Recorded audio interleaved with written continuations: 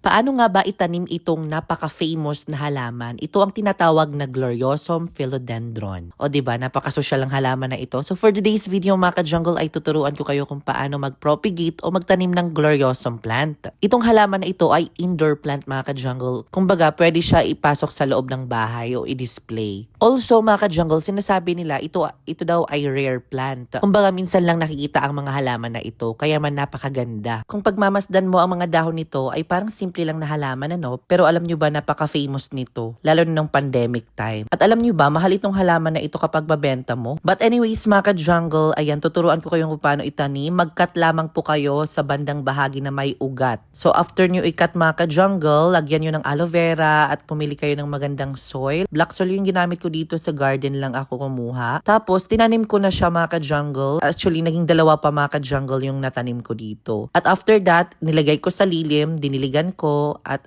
makalipas ng ilang araw, mag-a-adjust yan at mabubuhay na.